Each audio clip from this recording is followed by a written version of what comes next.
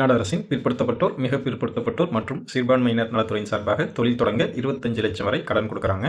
தமிழ்நாடு பிற்படுத்தப்பட்டோர் பொருளாதார மேம்பாட்டுக் கழகம் லிமிடெட் மூலமாக தான் இந்த தனிநபர் கடன் திட்டம் 25 லட்சம் வரை வழங்குறாங்க.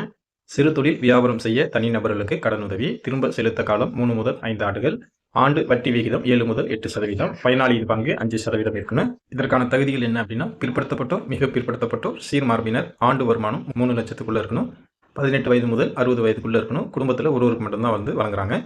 தேவைப்படும் ஆவணங்கள் என்ன அப்படின்னா, சாதி, வருமானம் மற்றும் பிறப்பிட சான்றிதழ், திட்ட அறிக்கை, முன்னணியில் உள்ள நிறுவனம் ஒன்றிலிருந்து விலைப்புள்ளி, 5 லட்சத்துக்கு மேல் வாங்குபவர்களுக்கு மட்டும் இது தேவைப்படுது. குடும்ப அட்டை, ஓட்டுநர் உரிமம், ஆதார் அட்டை, வங்கி கோரும் அடமானத்துக்குரிய ஆவணங்கள் தேவைப்படும். கடனுக்கு எப்படி விண்ணப்பிக்கலாம் அப்படின்னா, அனைத்து மாவட்ட பிற்படுத்தப்பட்டோர் மற்றும் சிறுபான்மையினர் நல அலுவலகங்களில் நேரில் விண்ணப்பிக்கலாம்.